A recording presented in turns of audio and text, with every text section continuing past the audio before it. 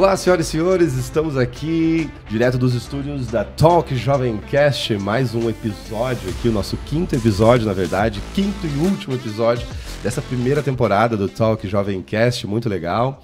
Estamos aqui com os nossos amigos do estúdio, nossos convidados. Para quem está assistindo a gente no YouTube, pode ver um pouquinho aqui do pessoal já. Para quem está nos escutando nas plataformas como Spotify, também vai poder acompanhar aí também o nosso áudio aqui, o nosso tema de hoje, que é um tema muito legal, muito bacana. Mas antes da gente falar sobre o nosso tema, eu estou aqui também, queria falar que a gente está aqui hoje com uma contratação de peso aqui, o Matheus, hoje que veio nos acompanhar. Matheus, querido, seja bem-vindo à bancada. Tudo bem, Dia? Obrigado pelo convite. Imagina, que é isso, é um prazer. O Matheus também é membro da CDL Jovem, assim como todos nós que ocupamos esse lado aqui da bancada. Então, bem legal. Vamos lá então, gente. O Talk Jovemcast é o podcast sobre empreendedorismo da CDL Jovem Caxias do Sul. E esse projeto acontece porque nós temos um grande patrocinador, um grande apoiador que patrocina todas as ações da CDL Jovem, que é o Sicredi Pioneira, né? Que é a primeira instituição financeira cooperativa do Brasil e da América Latina. É grande, né? O pessoal do Sicredi é grande. E muitos parceiros. Muitos parceiros, né? E, enfim, né? A maior cooperativa como eu falei, do Brasil e da América Latina, parceira da CDL Jovem, está com a gente aqui incentivando o empreendedorismo jovem. Agora também no Talk Jovemcast. Um abraço para o nosso amigo Solon lá, que já foi, inclusive, participou aqui, já esteve deste lado ali dos nossos convidados. Enfim, Solon, um cara muito bacana. Esse crédito também sempre nos apoiando aí. Matheus, conta pra gente. Então, hoje o nosso episódio nós vamos falar sobre negócios familiares. Desafios e oportunidades. É um tema bem bacana, né? A gente está falando bem recentemente sobre sucessão familiar nas grandes empresas, aqui na nossa região, principalmente na Serra Gaúcha, é bem comentado. Exato. Então nós temos uma convidada hoje, Dia, que ela tem 33 anos, ela é graduada em Direito e pós-graduada em Direito da Família pela PUC do Rio Grande do Sul, e ela acabou fazendo uma migração de carreira, né? Ela saiu da advocacia para conduzir a empresa familiar junto com o irmão e com os primos. Olha aí, bacana. Então, hoje, ela está como coordenadora de marketing da vinícola Dom Bonifácio, que é a empresa da família dela. Então, com vocês, né, com a gente aqui, Isadora Sirtori. Seja bem-vinda, Isadora. Tudo bem? Obrigada, gente. Obrigada pelo convite. Acho que é bem importante, é um tópico interessante para falar. Como a gente estava falando um pouquinho antes dos microfones ligarem, eu acho que é uma coisa muito comum na Serra Gaúcha no geral, né? E no Brasil a gente tem pequenas empresas que são familiares e que ou às vezes vão crescendo e a família acaba envolvida junto. Então eu acho que é um tópico bem interessante para a gente conversar. Totalmente. Muito legal. Então, antes da gente iniciar sobre esse assunto, que é o principal do podcast, a gente gostaria de saber um pouquinho da Isadora. Quem é a Isadora? Um pouquinho da história de vida, como é que chegou até aqui. Tá. Eu falei, já começaram com perguntas difíceis. Começou quando eu nasci, o médico tirou, exatamente, deu 2 tapinhas. E foi, vai. Que legal. Então, gente, eu sou natural aqui de Caxias do Sul. Eu já trabalhava antes com a empresa da família, mas que a empresa não era a vinícola, tá? A família tinha uma outra empresa antes, que era uma empresa vendedora de peças eletrônicas. Legal. Claro, aqui a gente está num polo metal mecânico, então muitas máquinas, as máquinas acabam estragando e daí a empresa fazia justamente a venda das peças para essa manutenção das máquinas. Sim. Depois disso, acabei saindo. Fui para Porto Alegre para estudar somente, então, né? Saí totalmente dessa parte de administração, de empreendedorismo. Fui para a área do direito, me formei. Trabalhei mais ou menos um ano e pouquinho, assim, como advogada. E nisso a gente começou um processo de sucessão na outra empresa da família. Essa das peças que tu tinha comentado. A das peças começou juntamente com a vinícola. A das peças tem mais ou menos a mesma idade que eu, mais ou menos uns 30, 35 anos. Que legal. A vinícola ela é um pouco mais jovem. O projeto da vinícola começou em 99 com os vinhedos e depois em 2007 começou então com o investimento em imobilizado, tanques, enfim, e marca própria. Que legal. E depois a gente começou o processo de sucessão mais ou menos em 2016, 2017 ali, e eu acabei chegando em Caxias do Sul de novo em 2018. Então, agora resido aqui, trabalho, como vocês falaram, na parte de marketing da vinícola, faço um pouco de tudo, não sou casada, não tenho filhos, tenho um cachorro, a Madonna, que é minha companheira, e basicamente é isso. A Madonna, que legal, gostei do nome. Show de bola, muito bom. E me diz uma coisa, Isadora, eu comentei ali que você tem, trabalhando com você, né, dentro da sucessão, seu irmão e seus 2 primos. Se quiser falar um pouquinho deles, o que eles fazem hoje ali na empresa. Isso. A gente formatou, gente, com o final da sucessão, a empresa ficou dividida assim. Nós temos, então, na parte de vinhedos, então, viticultura, ficou somente a minha mãe. Depois, na vinícola, sim, ficamos em 4 primos.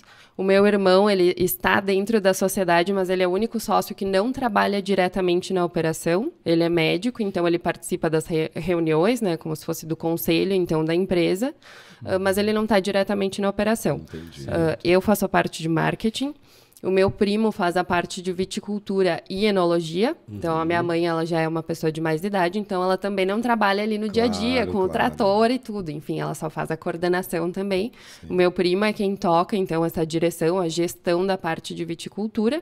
E depois a irmã dele, a minha prima Marina, é quem cuida da parte comercial da empresa. E gestão, enfim, empresa familiar. Tudo mistura um pouco, todo mundo faz gestão, um pouco de financeiro.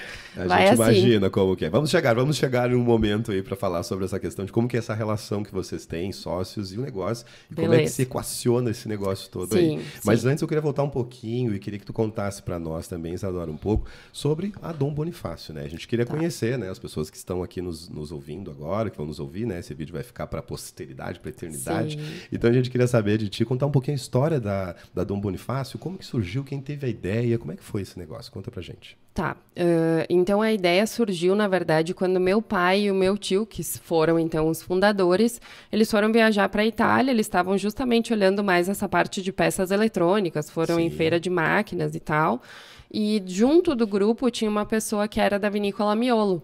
E a pessoa comentou, na verdade, isso um pouco antes de 99, a pessoa fez comentários que a Miolo estaria buscando, então, matéria-prima, uva, especificamente Cabernet Sauvignon, e ela não encontrava aqui no Rio Grande do Sul matéria-prima suficiente. E ele comentou que o Chile também teria demanda dessa matéria-prima. Olha só. Então, quando meu pai e meu tio voltam da viagem, eles têm essa empresa, então, de peças eletrônicas, mas eles são de Galópolis, eles são da colônia, né? Trabalharam na roça por muitos anos. Então, eles acabaram comentando e pensaram, ok, tá aí uma boa oportunidade de investimento e que não vai dar muito trabalho.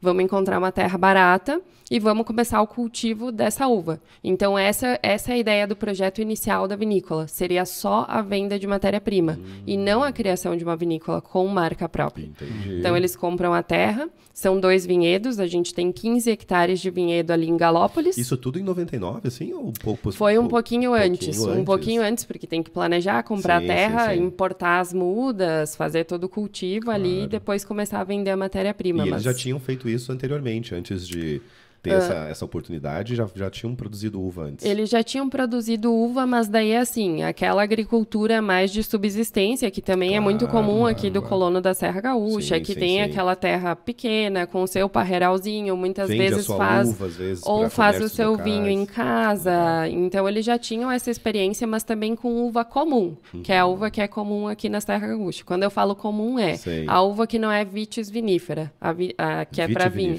Isso, as vitis viníferas são para vinho, e a uva comum, a Niágara, a Isabel, a Lorena, são chamadas as variedades americanas. Elas são mais comuns para suco, para consumo in natura mesmo, né? Aquela que a gente compra no supermercado. E elas rendem muito mais que a vinífera.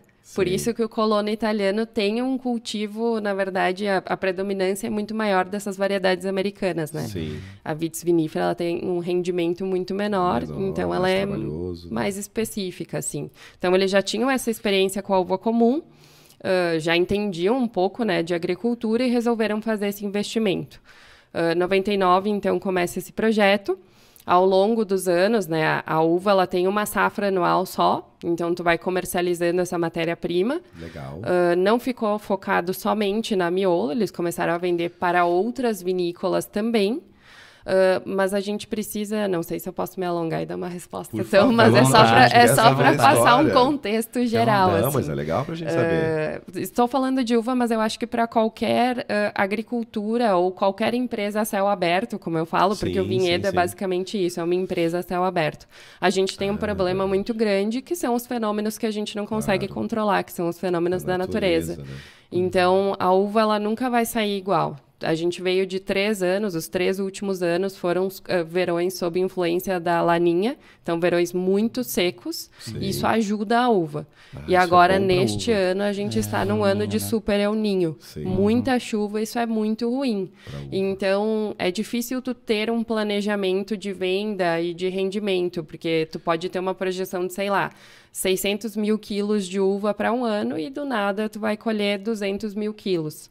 Aquela uva que tu programou mais ou menos antes com o comprador, que ele vai te pagar, sei lá, R$6 o quilo, se ela ficar feia, ele vai te dizer, olha, eu vou te pagar R$2, porque essa é a qualidade da matéria-prima que tu está me apresentando. É muito complicado, né? É um fator muito variável no negócio de vocês. Imagina a questão do clima, né? Exato. Então, em 2005, mais ou menos, ali foi quando eles começaram a se programar, ok, a gente vai precisar investir em, então, uma estrutura, que é esse imobilizado, justamente que eu falei, para fazer essa vinificação da matéria-prima, né, o beneficiamento dela. E em 2007 foi a primeira vinificação da vinícola. Então, a origem da vinícola é basicamente uma consequência de termos o vinhedo. Claro. Vocês já tinham esse espaço já depois, então, e aí...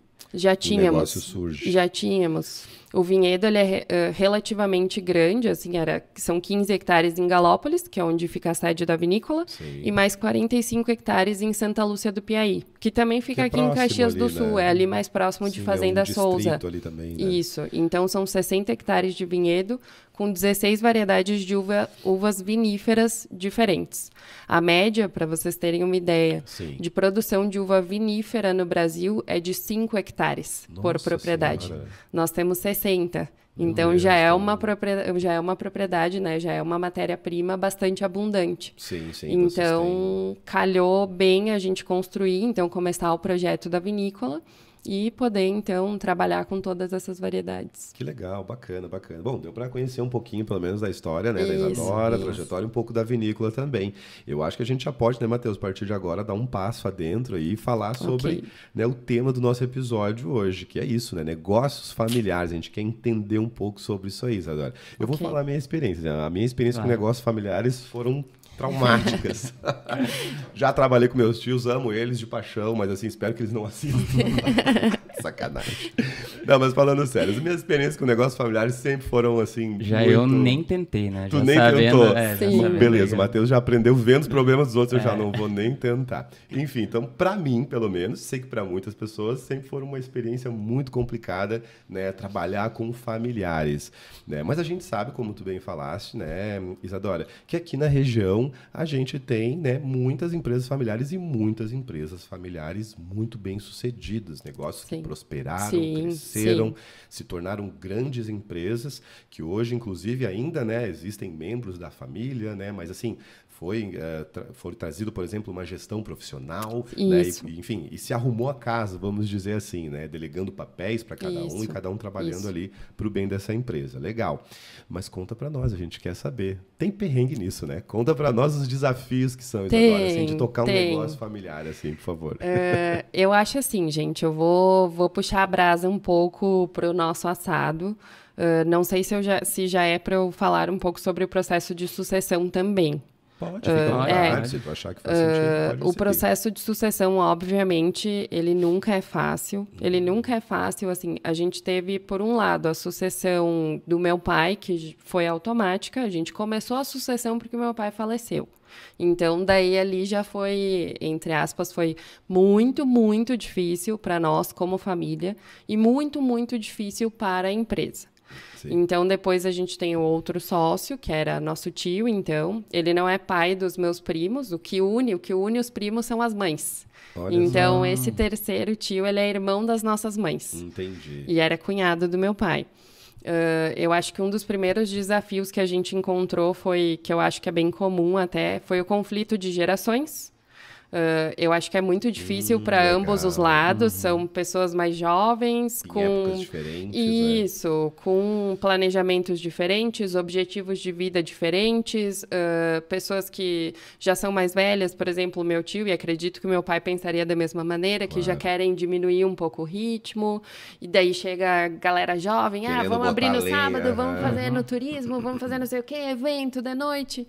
Então, isso eu acho que já começa um problema um pouco pouco de objetivo mesmo, de direção, um pouco do que a gente queria com a empresa. Eu acho que isso aconteceu realmente.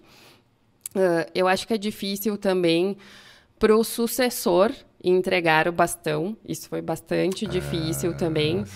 Só para já cortar um pouco e dar um spoiler, o que nos ajudou muito foi a gente contratar uma consultoria, então, pessoas externas que vieram nos ajudar, nos auxiliar. Esse processo, exato, né, todo o processo de sucessão, claro, começa com reuniões familiares, aquela coisa que muito provavelmente quem trabalha em empresa familiar sabe como funciona, tá falando do trabalho, mas começa a falar de coisas pessoais que aconteceram, porque não sei o quê, no Natal, e a avó falou tal coisa e não sei o quê. Só imagina. Então, a vinda de pessoas que são externas, então, que não tem nada a ver com a família, mas que olham pelo mesmo objetivo da família, que é que a empresa esteja bem, saudável, e que ela tenha uma sucessão. Eu acho que as pessoas de fora conseguem te fazer seguir nesse caminho e chegar no objetivo comum, que realmente era esse. Todos os sócios, sejam os mais velhos ou os mais jovens, entenderam que a sucessão era necessária. Mas nem sempre a gente consegue guiar essa sucessão sem a ajuda de pessoas de fora, né? Então, a consultoria foi essencial.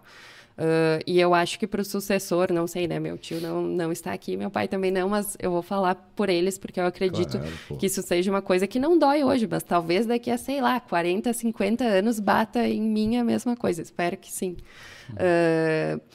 A gente já veio, eu nunca morei na roça, né? Nunca trabalhei na colônia, então assim, a gente já vem com uma vida muito mais confortável e a empresa é muito mais sólida. Então tu não tem aquele pensamento que muitas vezes na verdade o sucedido tem, que é pensar assim, mas eu vim do nada. Hoje a empresa é desse tamanho, eu consegui tudo isso. E eu vim do nada. Aqui do zero, pegando a enxada lá e fazendo. Isso, eu sei fazer, porque eu fiz dar certo. E eu não sei se tu vai conseguir fazer. Então, eu não quero te entregar o bastão. Sim. Eu acho que isso é uma coisa que foi bastante complicada, assim, de transpor isso. Outra dificuldade que eu acho que existe, ela é um pouco invisível, mas que eu acho que às vezes, sabe, enquanto a gente está tomando banho ali, está filosofando um pouco, eu acho que vem isso.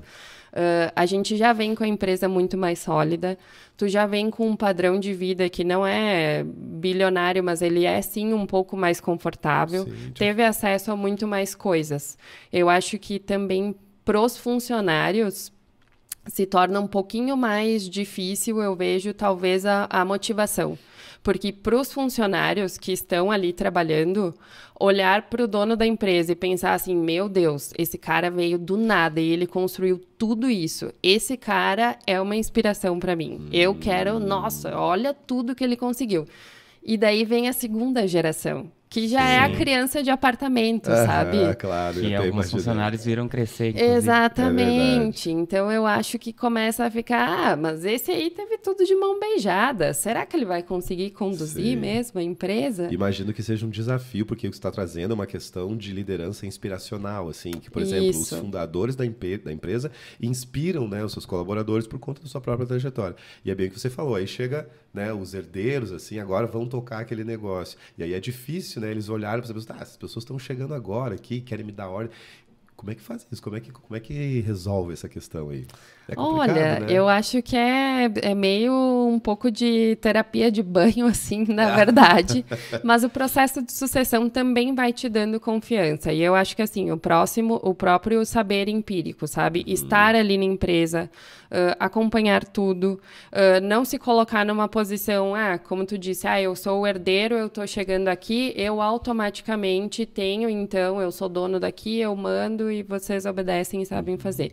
Eu acho que primeiro se colocar numa posição sempre de humildade, de aprendizado, não ter vergonha de conhecer todas as áreas da empresa, do cara que está ali podando a videira, colhendo a uva, até a pessoa que está colando o rótulo, encaixotando as garrafas, conhecer todos os processos, conversar com as pessoas, se colocar também numa posição de aprendizado dos próprios funcionários. Muitas vezes os funcionários estão ali há bastante tempo, eles conseguem te passar um panorama de como funciona a empresa, tu consegue entender o funcionamento dela. Acho que a melhor coisa é isso, é se colocando em campo mesmo. Para quem quer trabalhar na empresa, efetivamente, eu acho que o melhor caminho é esse, é se colocar já dentro da empresa, Não adotar uma postura de sou o dono, já sei de tudo. E aos poucos ir aprendendo. O tempo é um fator muito bom para contribuir com isso, com essa motivação. E entender que são papéis diferentes, são gerações diferentes. Sim, o sucessor nunca vai ser o sucedido. Cada um trilha o seu caminho. Então, em resumo, bastante trabalho e bastante dedicação, né? Exato. Às vezes, pelo menos eu vejo em algumas situações de empresas de sucessão familiar, que o familiar vê aquilo construído já e não faz muita questão, né? Então, nesse fato aí, acredito que possa ser um diferencial e que realmente traz esse sucesso, né, desse processo aí com vocês. Legal. E depois, né, enfim, que seu pai, seu tio deixaram ali de estar ali presentes na operação, como é que tem sido com os primos? Olha, vou dizer assim, gente. Eu já entendi. Vocês querem saber se tem tretas entre os Quer primos. saber as tretas. briga. O Brasil quer Se é um- saber. se é um de Big falar um Brother. com o outro, se não almoça junto no domingo mais. Briga, não falo mais contigo. Essa semana que vem tá fazendo as pazes, mas a gente quer saber o tumulto. Não, o pior é que uma coisa, brincadeira, meio triste pra vocês, assim, mas eu acho que, eu não vou dizer pra vocês que não existem conflitos, eu acho que é impossível isso. Se alguém chegar e disser que não tem conflito, eu vou dizer que é fake news, que eu não acredito. De ideias. Boa. Isso, mas eu acho que assim, a rotina ela é muito ajustada. A sucessão, quando tu faz uma sucessão bem construída, que cada pessoa entende qual é o papel dela, eu acho que ela se torna muito mais tranquila. E eu acho que tem discussões, às vezes sim, tem interferência da família? Sim, existe, porque nós ainda somos uma família. Claro. Então ainda Antes de tudo, antes de empresários, são, né, familiares, né? São, enfim, Exato. tem uma relação Então ali, a né? gente ainda se encontra, almoça, faz o Natal junto. Tá fazendo o Natal, alguém lembra, o alarme da empresa tá tocando, o que tá acontecendo? Então, claro, as coisas acabam se misturando. Mas eu acho que é de uma forma muito mais light. E eu acho que o que ajuda bastante também é que a geração é a mesma, são idades parecidas. Eu ali dentro, como eu falei, meu irmão é mais novo que eu, então o mais jovem dos sócios tem 30 e o mais velho tem 39. Então, são idades bem parecidas, assim. Então, eu acho que pelo menos na pegada de, vamos trabalhar no sábado? Sim, vamos. Vamos fazer eventos? Sim, vamos. Eu acho que tá todo mundo mais ou menos numa etapa de vida muito parecida, sabe? Então, eu acho que isso contribui para ter um clima mais tranquilo. Um alinhamento, assim, né, de ideias e visão, de repente, né? Isso, Mas no amigo secreto da família, quando tem alguma coisa assim, do tipo, meu amigo secreto perdeu um grande cliente no último ano, não tem nada assim? Só uma polêmica. Brincadeira, o pior é que brincadeira. não. A gente tá brincando, imagina. Não, mas isso é legal. Bem como tu falou no início, né? Como vocês tiveram um processo bem conduzido, né? Enfim, é um resultado natural de que as coisas, né, se alinhem pelo bem da empresa, enfim, pelo bem dos negócios. E já que eu estou falando de negócios aqui, eu queria abrir um parênteses aqui para falar sobre uma questão, né, do mercado mesmo como um todo, né? De vinhos que a gente acompanha um pouquinho aqui como amadores, né? Como mais consumidores do que, né, alguém que está atrás de um negócio. Mas a gente vê que, né, os vinhos chilenos e argentinos, eles têm entrado muito também, assim, né, no país, e a gente ouve falar muito de uma concorrência muito forte com esses produtos também, né? Como é que vocês, não sei se faz sentido isso que eu estou falando também. Faz sentido. E quero saber como que vocês têm enfrentado esse desafio, assim, né, de outros produtos também de qualidade ótima. A gente sabe que os vinhos aqui da nossa região são de excelente qualidade. São mas de excelência. De qualquer forma também chegam outros produtos de ótima qualidade. Como é que vocês estão trabalhando isso, assim? Eu acho que assim, lutar contra a concorrência é algo impossível e é algo que eu nem acho que é produtivo, na verdade. O que atrapalha um pouco, digamos, essa disputa, essa concorrência mesmo, para que ela seja uma coisa mais justa, é a questão de tributação. Os vinhos chilenos e argentinos entram com uma tributação muito inferior, porque o Brasil tem um acordo, né, no Mercosul, então, de importação desses produtos. Sim. E aqui no Brasil, a gente tem uma tributação, então, cheia. Para vocês terem uma ideia, a tributação do vinho é de, em média, 60%. Então, 60% do preço do vinho é tributação. Do vinho nacional. Isso, do vinho nacional. O estrangeiro entra, então, o estrangeiro Mercosul entra com esse imposto que é infinitamente mais baixo. Quanto que é? Eu não vou saber te dizer exatamente agora qual é a carga tributária, mas eu sei que muito menor, muito menor, para a gente comparar com aqueles vinhos de R$29,90, R$39,90, a importação realmente é muito mais barata. Mas a concorrência é impossível, assim. Eu acho que a nossa batalha nem é tanto para evitar a concorrência. Eu acho que a nossa batalha hoje, como vinho brasileiro, é fazer as pessoas entenderem que o produto nacional tem qualidade. A Dom Bonifácio, eu acho que ela consegue mostrar isso de uma maneira legal, porque a gente tem a cadeia produtiva inteira. Não são todas as vinícolas do Brasil que têm o seu vinhedo. Muitas vinícolas compram uva de outras propriedades. Olha só. Então, a gente consegue mostrar desde a matéria-prima até o produto final. Mas as vinícolas nacionais trazem produtos com muita qualidade também. Eu acho que essa é a nossa verdadeira luta, né? A passos de bebê, mas fazer com que as pessoas entendam que o vinho nacional também tem qualidade. Claro. Que muitas vezes, sim, pode ser superior a esses que já são mercados muito mais consolidados, né? A América Latina, no geral, já tem cases de vinho muito mais consolidados.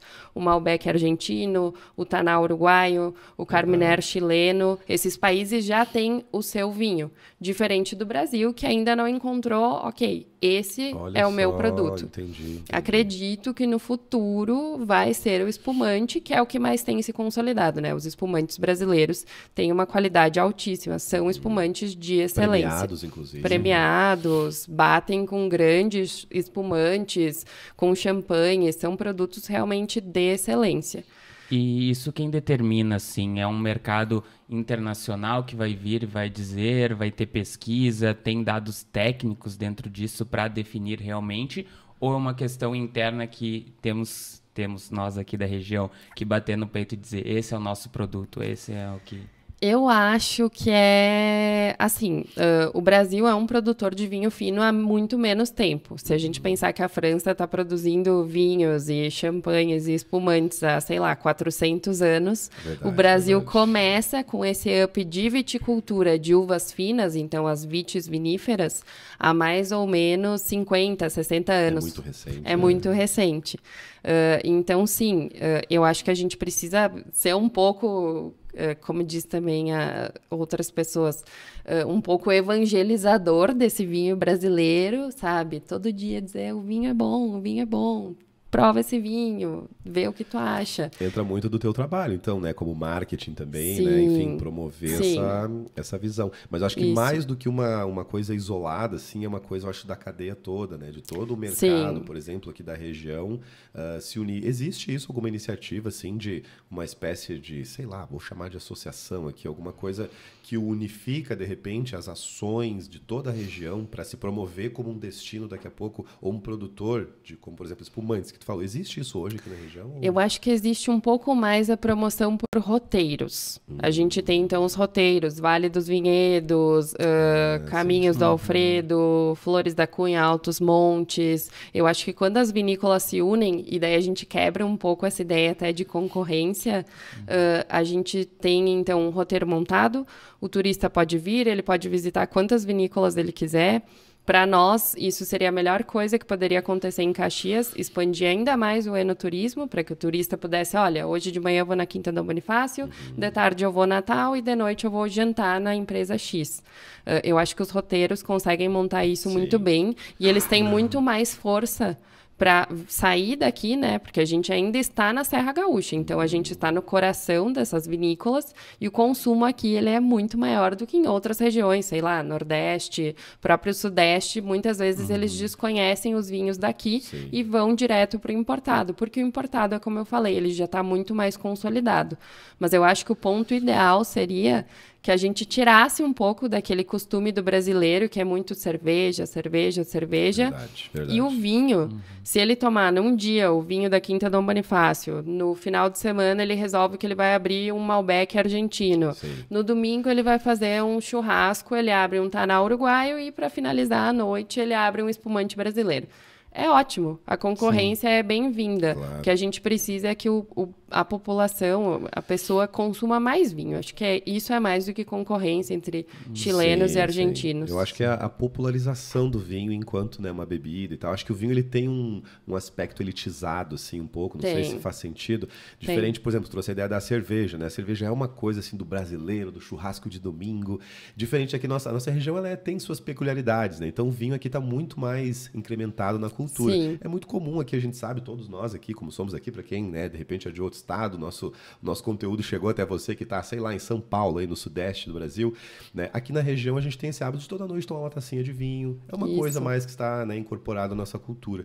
E eu acho que a cerveja, né, é uma coisa muito mais nacional. Então, talvez o desafio seja esse, né? Deixar o vinho com uma roupa, acho que vem a questão do marketing muito forte aí, né? Deixar o vinho com uma roupa mais, cara, o vinho é para todo dia, é para toda hora, né? E aí, de repente, a partir daí a gente abre novos mercados para outros lugares onde o vinho passa a ser uma bebida de consumo diário, de repente. Isso.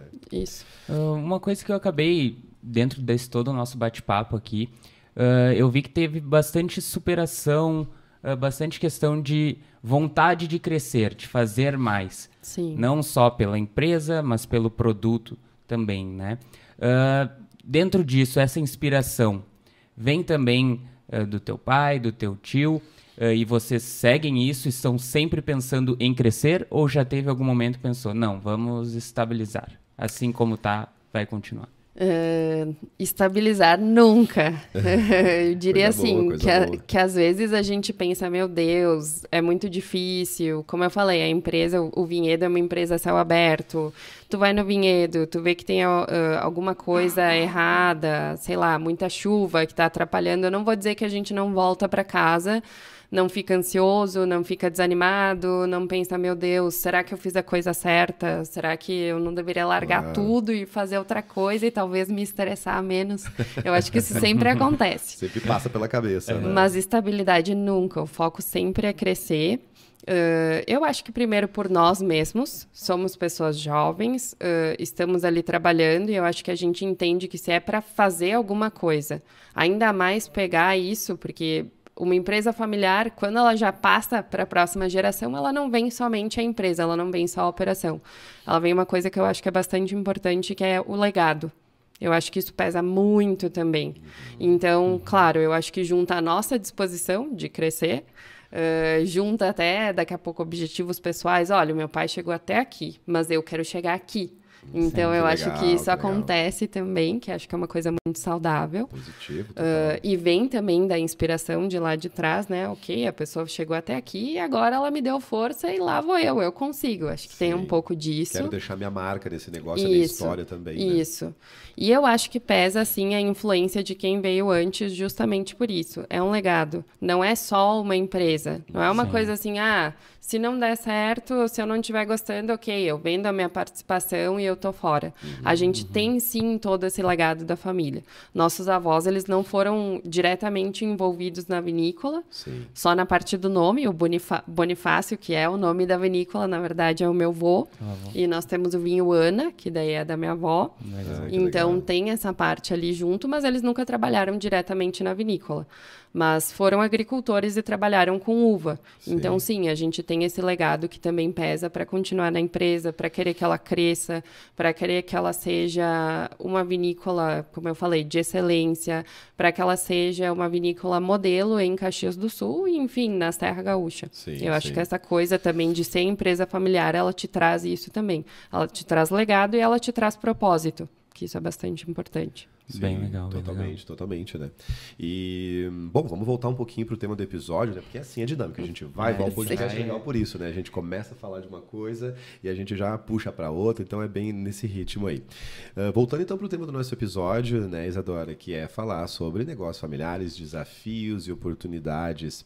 Queria que tu comentasse para a pessoa que está ouvindo a gente agora, aquele empresário que tem um negócio com a esposa, com os filhos, que está arrancando os cabelos lá, brigando, meu Deus do céu, peço para o fulano fazer, ele não faz, ou ele não faz do jeito que eu quero. Meu Deus do céu, como nós temos um case aqui de um negócio, né, que pelo que você compartilhou com a gente, né, tem caminhado bem nesse sentido, dentro da relação entre os sócios, que são todos familiares, né, que dica que você daria, assim, por exemplo, para essa pessoa? Vamos pensar, né, numa pessoa que tem, por exemplo, sei lá, tem uma loja, uma confecção, né, e os filhos trabalham ali e tal. O que você diria de dica para essa pessoa, de sugestão para que ela conseguisse organizar melhor isso, né, essa relação entre, né, os familiares que estão à frente de um negócio? Eu acho que assim, se for possível, eu iria porque empresa é sempre isso. Acho que a gente sempre comete erros, os erros são diários, mas é uma coisa que eu escutei também. Focar em errar rápido. Então, assim, quem sabe legal. Subir com o carro pelo cordão da calçada e não derrubar o avião. Então, eu iria direto, se possível, para o mais efetivo, que seria contratar daqui a pouco uma consultoria ou uma ajuda externa que possa daqui a pouco fazer esse papel de mediador.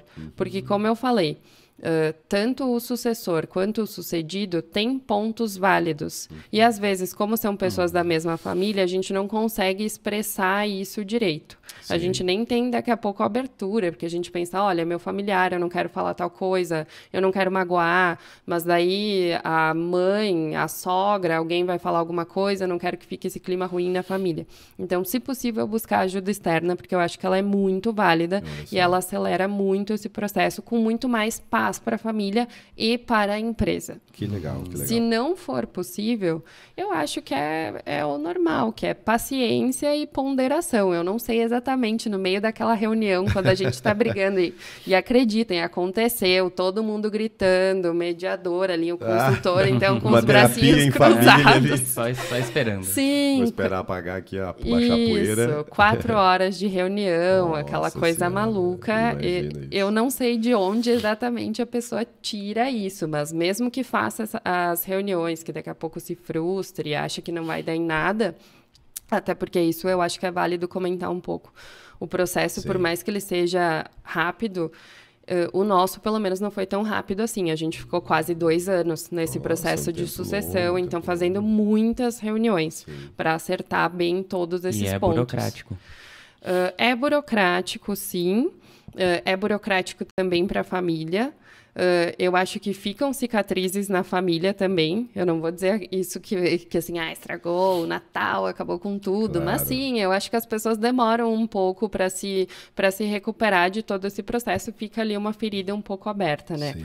Mas eu acho que a gente precisa ter paciência, ponderação e foco. O que é o foco? Porque a gente somos família, mas por que a gente está aqui gritando um com o outro, falando eu fiz isso, tu não fez aquilo?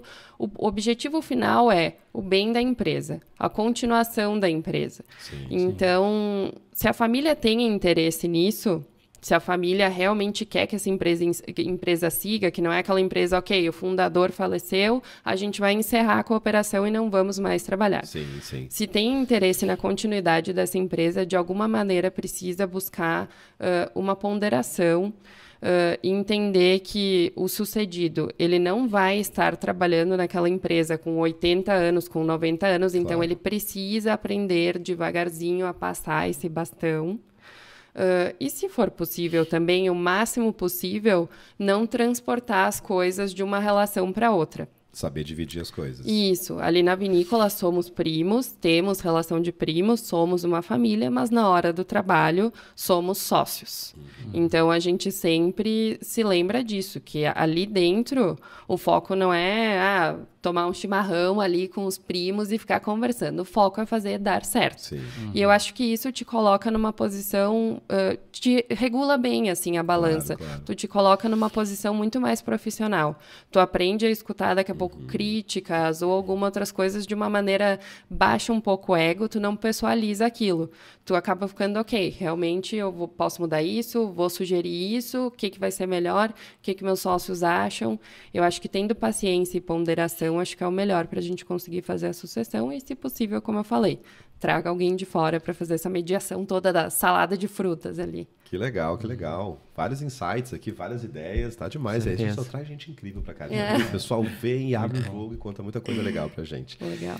Gente, a gente está se encaminhando já para o final. Matheus, não sei se tem mais alguma pergunta que tu gostaria de fazer, alguma Não, coisa. acho que era isso. Interessante seria se a gente tivesse outras oportunidades de conversa, Claro. porque tem vários assuntos. A gente falou de sucessão familiar como tema principal, mas a gente falou de uva, a gente falou de mercado. Do vinho. Então isso é muito legal, né? Então esse bate-papo aí tem muita oportunidade pra gente conversar outras vezes também, mas acredito que dentro do tema aí já ficou bem legal e o recado aí foi dado para quem aí precisa ou está buscando a sucessão familiar. Cada tema desses aí abre um podcast. Eu sou a favor de podcast de 5 horas da CDL Jovem. Fica a dica, pessoal aí que vai, né, seguir com os próximos, fica essa dica aí. Bom, gente, então a gente se encaminha para o final aqui, estamos encerrando a nossa quinta edição, né, do nosso, quinto episódio, perdão, do nosso Talk Jovemcast, né, o podcast da CDL Jovem. Fim da primeira temporada, Fim da primeira temporada. Show. E eu tenho uma notícia triste agora, eu sei que o pessoal do estúdio vai começar a chorar aqui agora, estão arrancando seus cabelos.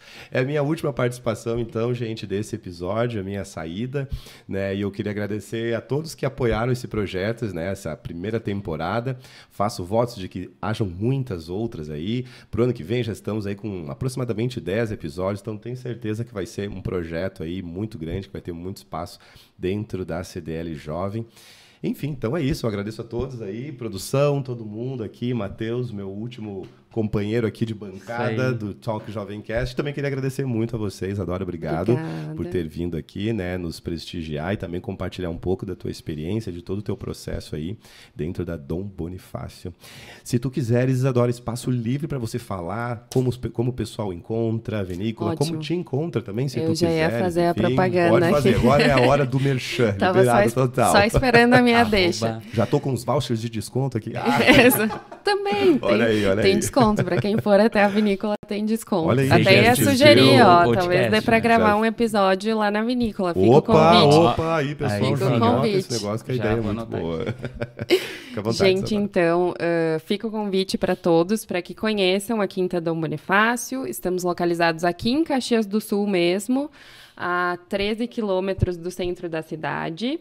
A vinícola funciona especialmente para essa parte de enoturismo, visitação, degustação e o wine garden aos sábados, das 11 às 17 horas.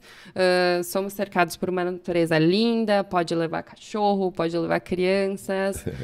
Nosso Instagram é @quintadombonifácio. Deem uma olhada lá, com certeza vocês vão se apaixonar e visitem a vinícola e bebam vinho brasileiro. Ah, boa. Nossa, É isso aí. daqui eu já vou, hoje eu quero vinho. já Me tô deu indo pra vontade lá só de também. falar nesse papo de vinho, eu quero vinho, Brasil.